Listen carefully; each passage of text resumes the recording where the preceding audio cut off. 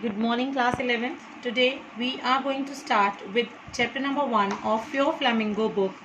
The name of the chapter is Portrait of a Lady by Khushwant Singh. So let's know something about Khushwant Singh.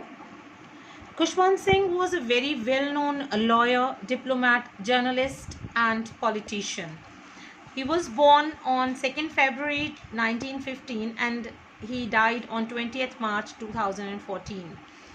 And his experience in 1947 partition of India, when India got separated from Pakistan and a new country Pakistan was born, the partition of India inspired him to write Train to Pakistan in 1956. That was made into a film in 1998, which became his most well-known novel, as the Train to Pakistan shows the miseries of that time. The Portrait of a Lady is written in first person and in the biographical mode.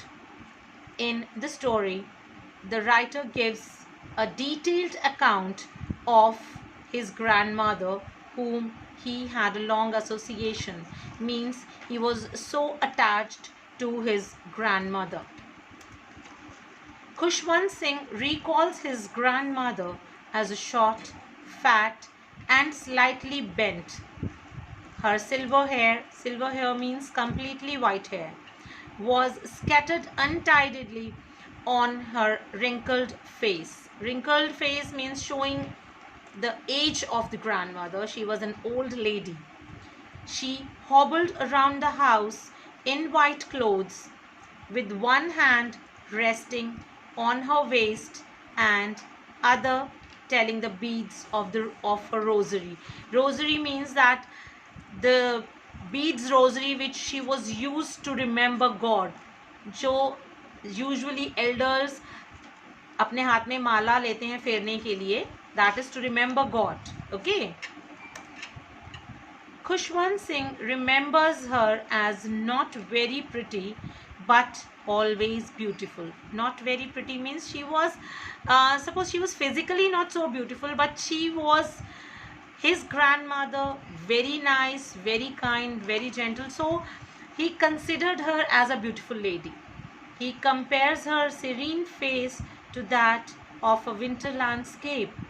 Winter landscape here compares her face, that her wrinkled face, white hair, and he found her old always. He has never seen his grandmother as a young lady.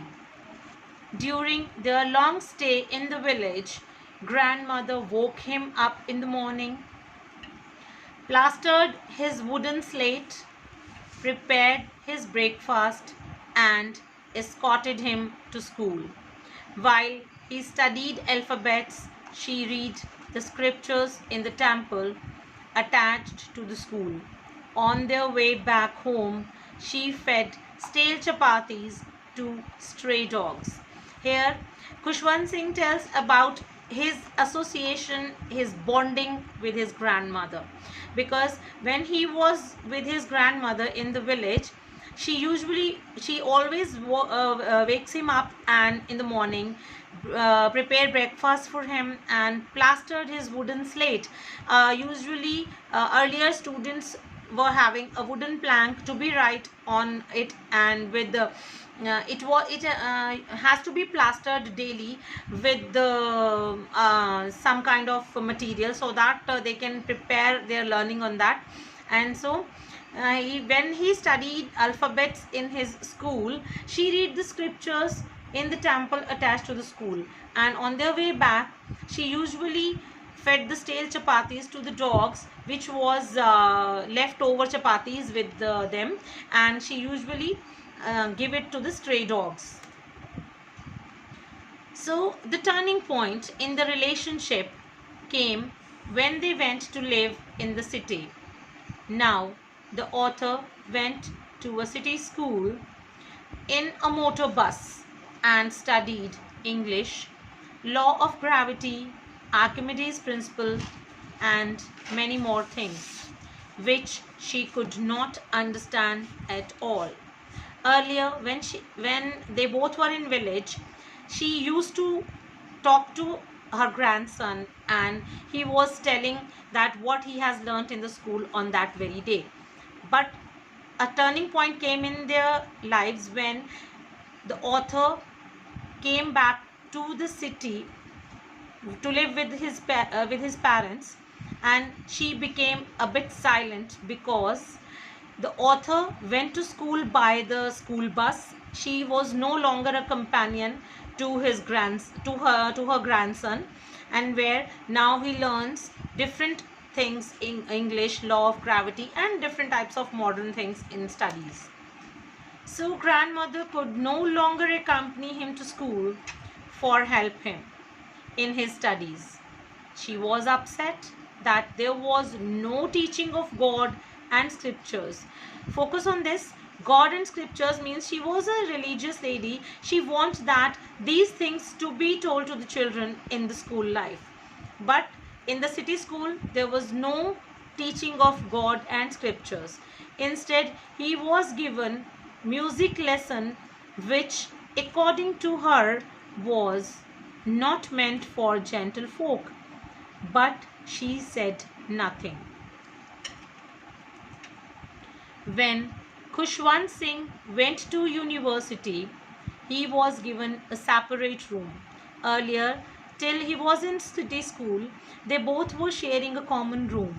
But when Khushwant Singh went to university, their common link, which was a common sharing room, that was completely vanished, and the of their friendship was snapped.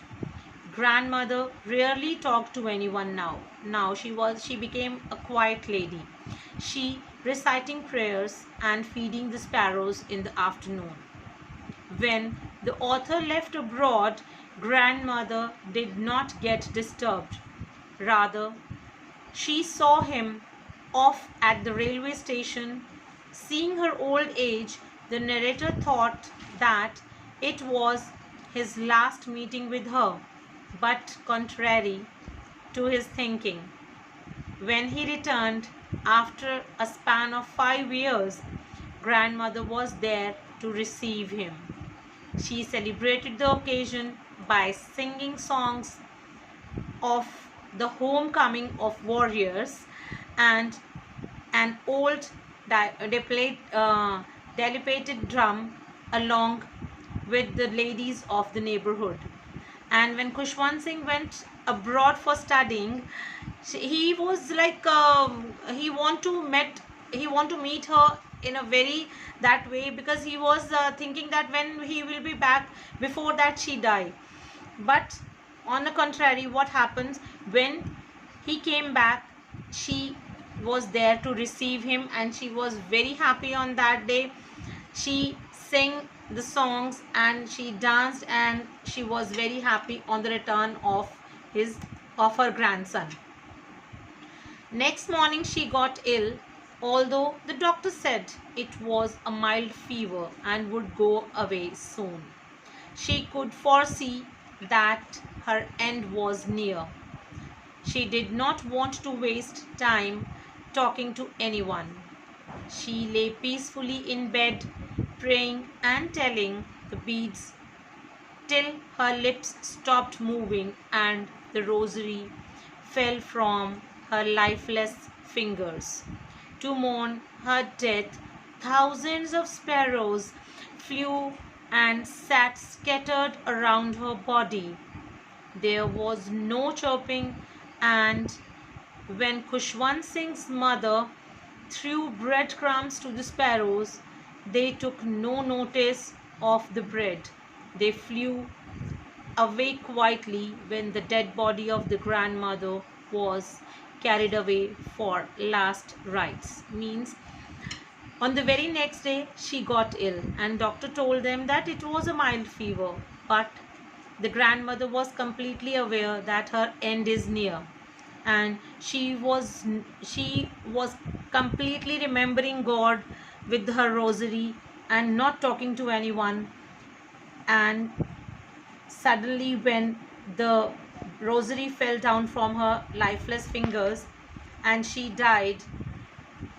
Thousands of sparrows were sitting over there in their veranda around her body as Khushwant Singh's mother threw breadcrumbs to the sparrows. They took no notice of the bread because they knew that the lady who fed them is no more. And when the body was carried away for the last rituals, the sparrows flew away silently. Thank you so much for listening so patiently, and I hope you understood the story. If you have any kind of queries, feel free to ask me, and please go through the chapter once and read it carefully and reply me tomorrow. Okay, thank you so much.